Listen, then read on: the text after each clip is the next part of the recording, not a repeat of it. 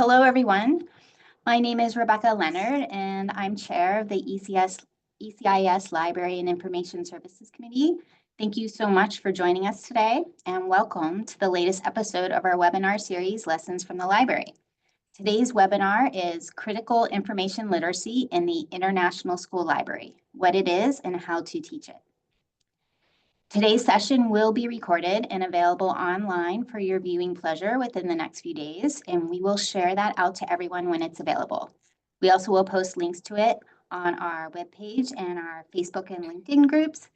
And as of just the other day, we are now on Blue Sky. So if you haven't joined us on our socials yet, you're welcome to do so anytime, and I'll be posting those links in the chat in a moment. During the webinar, if you can please keep your cameras, they can be on or off, but please mute your audio. And we, of course, encourage questions from the audience, and time will be allotted at the end of the presentation for Q&A. There will also be some prompts throughout the presentation as well, and that you can put in the chat. Any questions you have can also be put in the chat, and I will moderate them throughout the presentation and share them with Gabby during the question and answer portion. And now, without further ado, it is my absolute pleasure to introduce our speaker, Gabriella Reyes. Gabby works as an educator, librarian, consultant, and researcher. She has worked in multiple countries and currently splits her time between North America and Asia. Her research deals with knowledge creation and epistemology in post-colonial educational contexts, including how knowledge is recognized and organized around the world. Welcome, Gabby. Thank you so much for speaking with us today. Thank you so much. I'm really happy to be here. I guess, should I just jump right in, or should we wait a couple of minutes? Jump right in. Okay. Yeah, whenever you're ready. I am ready. Let me just take a sip of water. All right, and if at any point like my audio goes out or something, just like flag me. I'll keep an eye on that. Sure, no worries. All right. Hello, everyone. Thank you for joining today's webinar on critical information literacy in international school libraries. My name is Gabriella Reyes, and I'm a PhD candidate at the UCL Institute of Education. I currently work as a researcher and consultant, but prior to coming to UCL, I worked as a school librarian in China and the United States for 4 years. I also got my teaching licenses in history and English while working as an intern at international schools in the Philippines and Israel. My current research deals with critical information literacy in international school libraries. I thought this webinar would be a great opportunity to share information about this topic and useful resources for international school librarians. Thank you to ECIS for organizing. As we wait for others to join, yeah, I already did this. Please feel free to introduce yourselves in the chat with your name and where you're logging in from. I've been having a lot of fun monitoring that. I see basically everywhere in the world, so that's really cool. I guess, yeah, but I'm just gonna keep powering through. Let me go to the next slide. In this session, we will define critical information literacy, explain its importance in today's information landscape, address challenges specific to international school libraries, and provide practical strategies for implementation. Let's start by looking at what critical information literacy is. I'm including this video link with Eamon Toole, one of the primary scholars in this field. You can reference this later when you receive your own copy of the slides. We don't have to watch this right now, but I did include like what I thought was the most relevant timestamp for just the definition and sort of how to explain it to people. So what is critical information literacy? CIL goes beyond traditional information literacy. It emphasizes understanding the socio-political context of information, power dynamics in information creation and dissemination, biases in media, research, and digital platforms. Why is it important?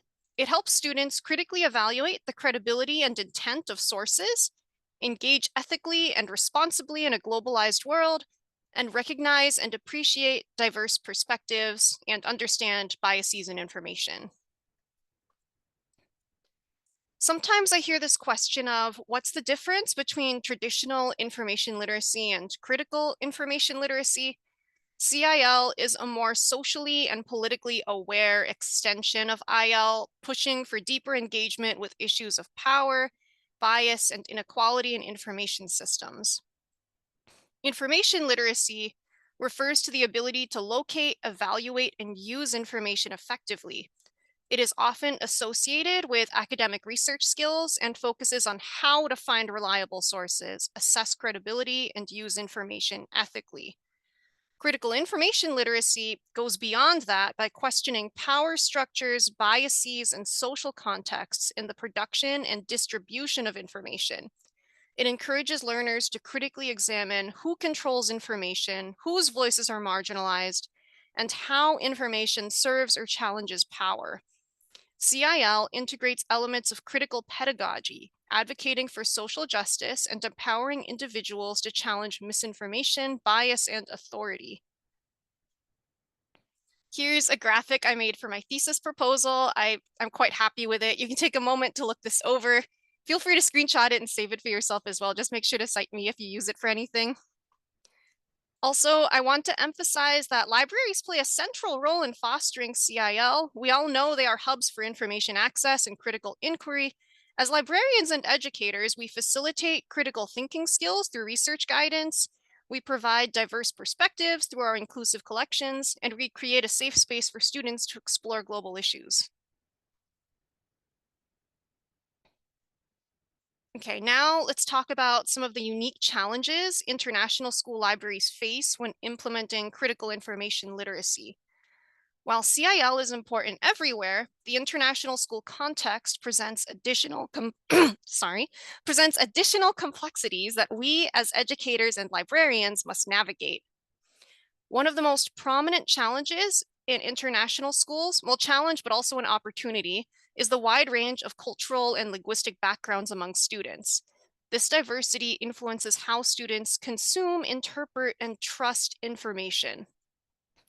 Students in international schools often come from different countries, each with its own media landscape, historical narratives, and cultural attitudes towards information.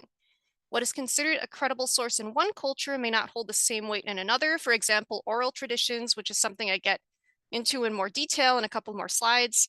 This can lead to students interpreting the same piece of information in vastly different ways. Language also plays a crucial role in information access. Many students are learning in a language that is not their first if they're in an English-based school, which can create barriers when evaluating sources. Additionally, high-quality information literacy resources may not be available in all the languages our students speak at home, making it harder for them to apply CIL skills across their academic and personal lives. Just as an example, you can think about how news is reported by agencies in different nations. A student reading about an international event reported by their home country's news might get a different perspective compared to a student reading about it in the US or the UK. Helping students recognize these differences and compare narratives can strengthen their critical information literacy skills. I just also have a note about different cultural mores, governmental issues with censorship, navigating all of that without risking our jobs or safety. Just as one example, when I was a librarian in China, I would get my shopping list audited by the Chinese Communist Party every year. And I would have to remove all of my displays and replace them with books about Xi Jinping during school audits. I got reported on by a colleague after she found a history book that included a paragraph about Tiananmen Square. So I did see there are a couple of people from China and many other countries in the chat. So I'd love to hear about the challenges other librarians have faced, how they're navigating that question and of information literacy in the face of opposition. We're also dealing with this in the United States right now. So yeah, the US, obviously there's stuff with book banning, like initially at the local and state levels, but now at the federal level as well. So if there's anyone who's interested in discussions of next steps and strategies, there is a Facebook group for the American Library Association. If you're not currently a member and want to learn more, you don't have to be based in the United States to join. So people have useful discussions in there. Another thing is just this globalization of information sources. The internet has made it easier than ever to access information from around the world, but this comes with its own set of challenges. Many international schools rely heavily on English language resources, which can prioritize Western perspectives. While these sources are useful, they can sometimes marginalize local knowledge and regional narratives. It's essential to help students find and engage with diverse information sources that reflect a variety of cultural viewpoints. Many students are accustomed to seeing Western media dominate global discourse. For example, mainstream coverage of world events often prioritizes perspectives from North America and Europe, while voices from the global South may be underrepresented. This can create a skewed understanding of global issues, which we need to help students recognize and challenge. And then with the rise of misinformation, deepfakes, AI, and algorithm-driven content, students need more than just basic research skills. They must learn how to recognize manipulative tactics, verify sources, and understand how algorithms shape their online experiences. A practical exercise is teaching students how search engines work. By experimenting with different keywords or analyzing how results change based on location or language settings, students can begin to see how information is filtered and presented differently depending on various factors. I put this in here because an excellent book about algorithmic bias in search engines and how it contributes to racist, sexist worldviews is Algorithms of Oppression by Sophia Noble. I'm including this in my list of key readings at the end of the presentation that you can reference in the future. I also got this question, what about AI? I sort of just threw this slide in at the last minute, which Rebecca can attest to because I sent her this like maybe 20 minutes before the presentation. But CIL asks us to interrogate where information comes from, who is creating it, and why. As AI-generated content becomes more and more prolific, we need to ask ourselves and our students to consider the structures of power and bias embedded in these systems. For example, like a lot of these large language learning models are based on data scraped online that is racist and sexist. There are environmental ramifications every time you use one of these tools. As students engage with this content or decide whether to use these tools themselves, we need to continuously reflect on these ethical issues. As we can see, these challenges make it even more important to integrate CIL into our teaching practices. By acknowledging and addressing these issues, we can create more inclusive, globally aware learning environments that empower students to navigate the complexities of today's information landscape. Next, let's explore some core teaching principles to help us implement CIL effectively. Yeah, so now that we've explored the challenges of implementing CIL in international school libraries, let's dive into how we can actively teach these skills. CIL is not just about finding reliable sources. It's also about helping students critically engage with information, understand its underlying power dynamics, and recognize biases in media and scholarly content. The first step in fostering CIL is helping students assess not just what information is being presented, but why it was created and who benefits from its dissemination. We often tell students to use reliable sources, but how do they determine what is reliable? Traditional credibility markers like established news organizations or peer-reviewed journals are useful, but they shouldn't be taken at face value. Students must learn to question what expertise does the author have, who funds or supports this publication, and what perspectives are included or excluded.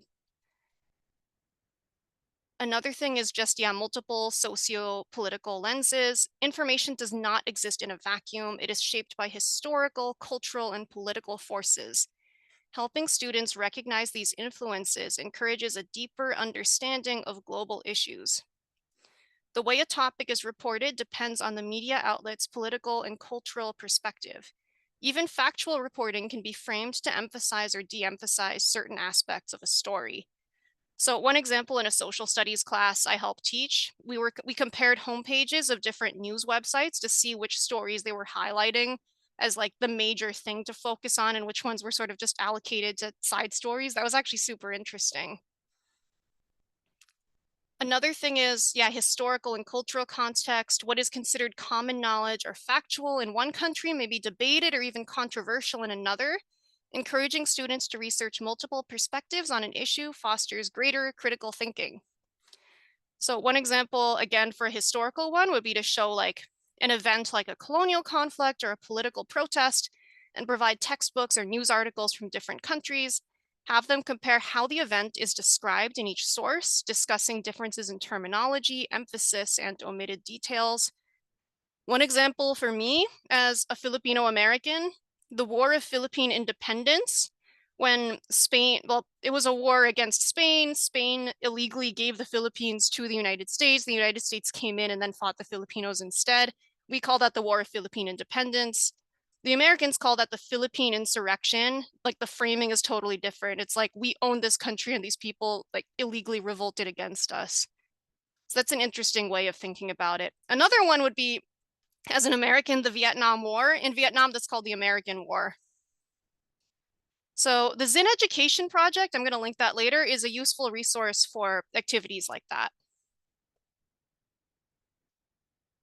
All right, so I hinted at this earlier, but leveraging our international context, using our students' multilingualism to our advantage. When I worked at the Walworth Barber American International School in Israel in the social studies class, we did a unit with our multilingual students on World War I propaganda. Instead of treating our students as if they had a deficit as English language learners, we leveraged their multilingualism to enhance everyone's experience. The students analyzed propaganda in their mother tongues and then presented their findings to the class. So English speakers analyzed American and British propaganda, French speakers analyzed French propaganda, Russian speakers analyzed Russian propaganda, and so on. The students realized how lucky they were to have classmates who could speak so many languages, which allowed everyone to learn from each other in ways that wouldn't have been possible in an English-only classroom. I guess if you have any other ideas or examples of using that multilingualism, feel free to drop that in the chat. I think that it's just so cool to work with kids who can speak so many different languages. Wait, what did I just do? Oh, there we go. Okay. Sometimes I don't know what I'm doing when I hit the buttons. All right, so now that we've covered the core principles, let's focus on practical ways to integrate these concepts into library instruction and school-wide teaching practices. The goal is to move beyond isolated lessons and embed CIL into the curriculum, library programs, and student learning experiences in meaningful ways. So one of the best ways to ensure students develop CIL skills is by integrating these principles into existing coursework. So rather than treating it as a standalone lesson, we should embed it into research projects in language arts, social studies, and even science and math. So for example, when students work on research assignments, ask them to reflect on who created this information, what is their perspective or potential bias, how does this source compare to others on the same topic? You can require students to use multiple sources and compare how different outlets or authors present information. For example, in history classes, they can analyze primary and secondary sources from different countries. I also added this note here about using oral sources, archives, oral traditions, recognizing Indigenous ways of knowing. Traditional information literacy frameworks uphold Western academic gatekeeping through peer review, journal impact factors, and institutional affiliations, systematically marginalizing Indigenous and oral traditions. For example, if any of you have read Breeding Sweetgrass by Robin Kimmerer, Indigenous ecological knowledge, which is rooted in relationality and intergenerational wisdom, has long been dismissed in environmental science, but is now gaining recognition for its role in climate resilience. This shift underscores the need to challenge traditional authority structures and integrate diverse epistemologies into research and policy. CIL interrogates these entrenched hierarchies, asking foundational questions about authority, such as who determines what counts as authoritative knowledge? Why is authority tied to Western credentials? How do dominant knowledge systems marginalize Indigenous traditions? By posing these questions, CIL deconstructs how knowledge validation is controlled, advocating for alternate epistemologies. Like I was bringing up before with the Indigenous oral traditions, they're often dismissed as folklore rather than legitimate historical records. Community-based knowledge, such as traditional environmental stewardship, is similarly devalued. Critical information literacy means reassessing how these traditions are engaged with, cited, and integrated into academic discourse, as well as urging schools and students to formally recognize oral and experiential knowledge rather than just treating it as anecdotal, and letting students use them as sources, encouraging it even. All right. So collection development, as librarians, this is something I get really excited about. The library plays a key role in shaping the information landscape that students interact with. A well-curated collection helps ensure that students are exposed to diverse perspectives and learn to question dominant narratives. So I'm going to talk a bit about diversifying and decentering collection development. As far as that goes, you should start by looking at your student body and thinking about who you serve and if your collection reflects their cultures, their interests, but it's not just about your student body. You need to make sure you're getting other experiences as well. Every collection that serves students should include diverse books that act as mirrors, windows, and sliding doors to other experiences, as Dr. Rudine Sims Bishop, the mother of multicultural literature, said, because if you do that, then students will be able to see themselves reflected in the books and also look into and step into the experiences of people of different backgrounds. Diverse books help increase empathy and understanding, which is so important today as the world becomes more and more interconnected. So I actually talked about this at length in another ECIS presentation I did. I'm happy to share the slides from that as well. If anyone's curious about it, you can email me afterwards. For like the interest of time, I don't want to get into too much detail here, but I just do have a note about creating displays and curating collections and just not pigeonholing books, if that makes sense.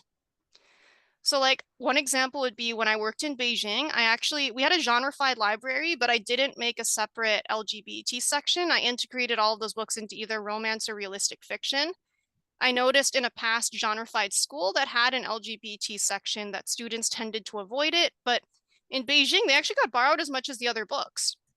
So my advice would be to just sort of put them in their appropriate genres and feature them alongside other books based on the display themes. I'm just going to share a couple of pictures of displays I made throughout my library in Beijing to sort of just try to promote reading to the kids. I always tried to integrate lots of different types of books. So yeah, just quickly. Another thing to consider is incorporating non-Western canonical knowledge into library collections and curricula. For example, you can include folklore and classic tales from the country you're based in and oral and folk traditions. Outside of literature, you can also look at non-Western contributions in math and science from places such as India, China, and the Arab world. I also want to bring up current cataloging and classification systems and how we can reevaluate them. The most common library classification systems, such as the Dewey Decimal System and the Library of Congress classification system, include outdated, often racist and misogynistic assumptions about the ordering of the world.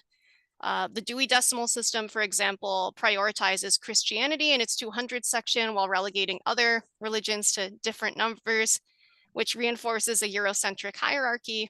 Similarly, the Library of Congress system categorizes Indigenous and African studies as historical or anthropological rather than contemporary, which perpetuates epistemic exclusion.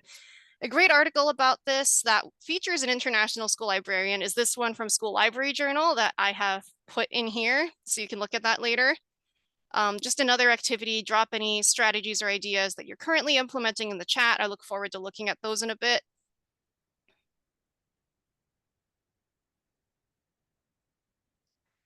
And then the final thing in terms of just teaching principles, collaborating with teachers to embed the critical information literacy. So librarians play a crucial role in supporting educators and teachers across all subjects to embed CIL skills into their lessons. Collaboration is key to making these strategies effective school-wide. So one thing would be to offer professional development. Many teachers may not be familiar with these concepts themselves, so providing short workshops on how to incorporate source evaluation, questioning authority, and research strategies into their subjects can help create a unified approach.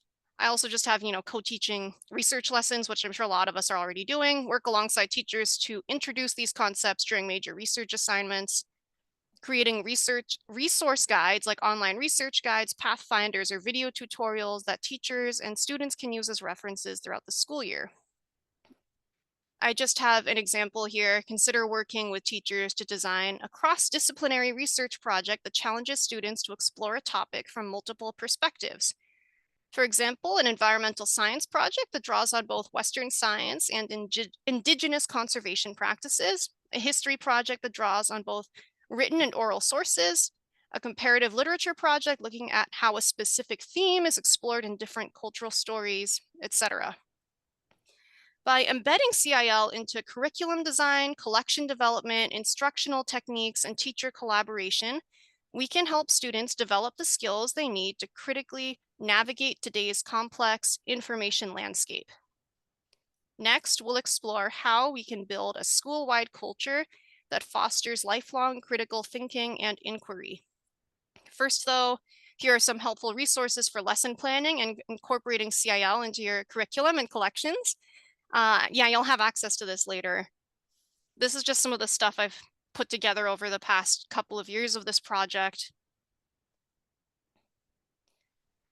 Okay, so far we've explored what CIL is, why it matters, and how to integrate it into teaching and librarianship. But to make a lasting impact, we need to go beyond individual lessons or activities. We need to create a school-wide culture that fosters curiosity, inquiry, and lifelong critical thinking skills. This is where collaboration, institutional support, and an emphasis on global citizenship come into play. So for this first one, encouraging, we've already discussed encouraging collaboration between librarians and teachers. For fostering curiosity and lifelong critical thinking in students. Beyond academic research, we want students to apply this critical thinking in their everyday lives when consuming news, social media, advertisements, and even entertainment. So ways to foster that curiosity would be to encourage questioning, not just answering. Instead of just having students find correct answers, challenge them to ask deeper questions. Why was this information created? Who benefits from this perspective? What voices are missing?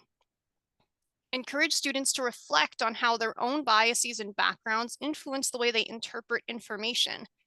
This self-awareness is a key component of critical information literacy. And then the final one is just aligning CIL with global citizenship goals, because CIL is not just about academics, it's a crucial skill for responsible global citizenship. In an era of misinformation, polarization, and digital manipulation, where the English language and Western perspectives still tend to dominate the narratives available online and through our media, students must learn how to engage ethically and thoughtfully with diverse perspectives.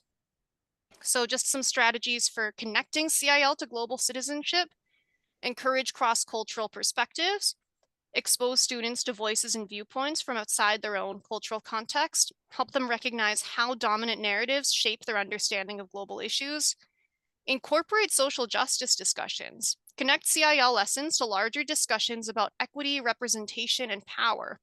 Who gets to tell the story? Whose knowledge is valued? Building a culture of critical inquiry isn't just about what happens in the library. It requires a collective effort across the school community.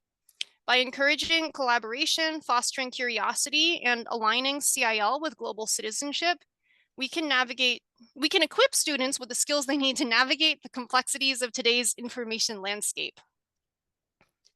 So just to wrap up, here are some key takeaways. CIL is crucial for navigating today's complex information landscape. We must address cultural and linguistic diversity in our approach, and start small. Classroom discussions and library initiatives can grow into school-wide efforts. So think of one CIL strategy you can implement in your school this month.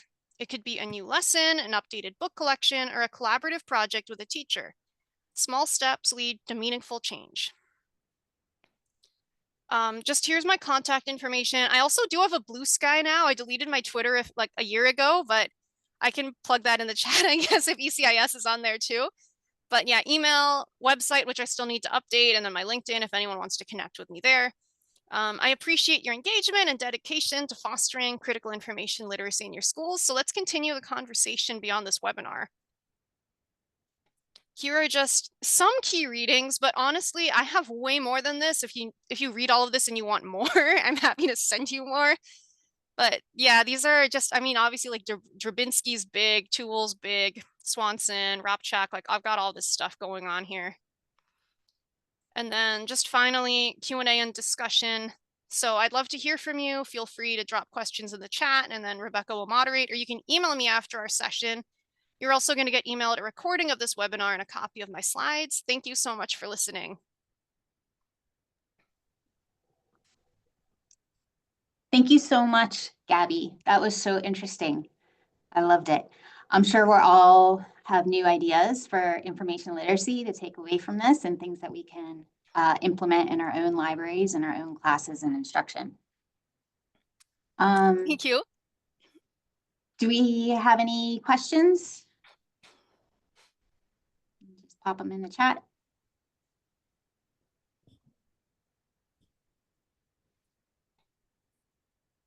While we're waiting, if you'd like yourself to propose an upcoming webinar, we have a form that you can submit a proposal. And so I'll just put that in the chat for anyone who would like it. I guess another thing is, I do know that sometimes I talk kind of fast. So if there was just anything that you need me to clarify, I'm happy to go back and do that if someone wants to put that in the chat too. Like, no shame there. That's all totally on me. Here's a question from Rachel. She asks, have you seen any particularly good strategies for incorporating this in primary school? Oh, primary school. See, that's so interesting because most of the research on this has actually been at the university level. And like, so my own research is actually pretty unique in that I've been trying to bring it to the secondary level. That's the next level though, to bring it to primary. I mean, I guess just starting small in that, like starting with maybe just like trying to integrate more of like the diverse sources with the younger kids. And then when they start doing their first research assignments, just starting to introduce these ideas in like a digestible way for them, I guess. But yeah, maybe you could start with just incorporating like there are different forms of knowledge or different like media, I guess, to like embed these things like oral traditions, like visual things, like written things.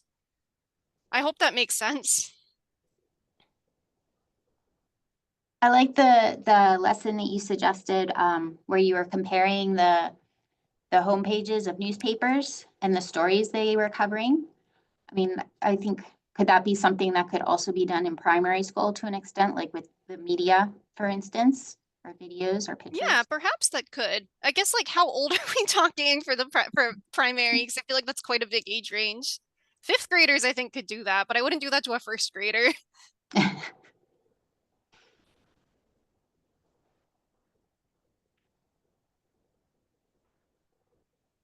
She says, yeah, yes, thank you. We have the same issues as secondary, especially around sources, but we have the complexity of simplified text being inaccurate. Mm. Yeah, and then there's the additional level of who's the one simplifying the text, what are they including, what are they excluding. So I guess that's also something you could start bringing up with them. Like obviously, like this isn't the original text, and you need to think about like what the simplifier or the translator was thinking. I mean, that's also an interesting thing to consider just with translation in general. Or when people read Spark Notes or like like those study guides that sort of just like summarize information, like who's doing the summarizing, like what are they including or not. Mm-hmm. Here's a question from Emil. Any contemporary technique like CRAP or OVPL used to incorporate CIL and co-teach? Oh, that's actually an interesting question because I bring that up I'm working on a research project with just information literacy and like decolonization, which is that's another segue, but something is just like this idea of like the checklist based credibility things. We're not saying to throw them out the window, but to sort of just like think about, you could still use them, but also think about these extra dimensions and how doing the standard checklist test without that additional consideration might be excluding those sources. Like the idea of reliability is something that's sort of like value laden, and just thinking about how do we even determine that in the first place? Because I think one of the things we say is like, oh, the person's credentials, like what university are they coming from? But obviously, like there is a level of like, how did they get there in the first place? Who gets to go to like Western schools, that sort of thing.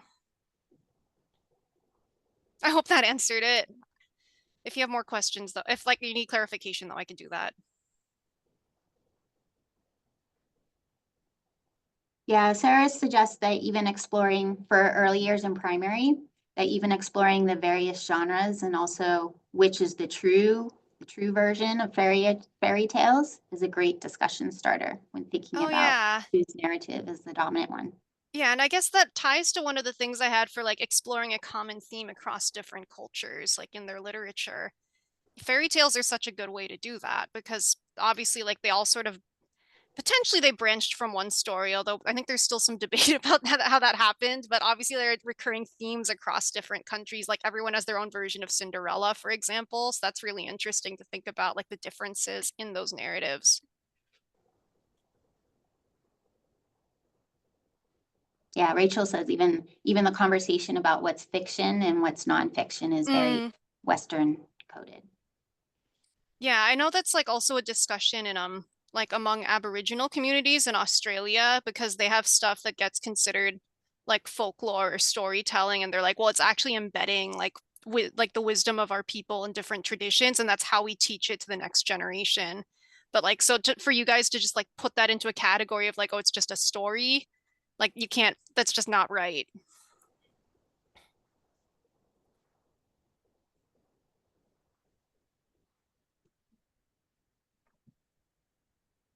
So maybe that's it. Anyone else?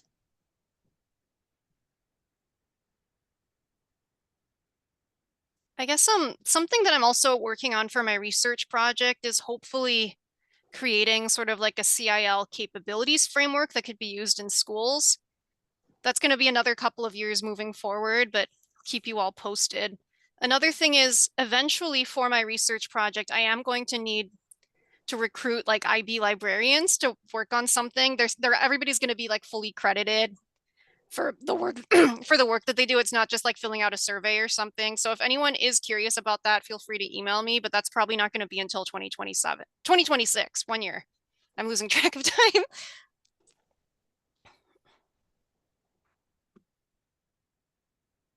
Yeah, so if there's no other questions, maybe that's it for today. I can stop sharing. Yeah, thank you so much for having me. It was great. Thank you so much for coming and presenting on this interesting topic.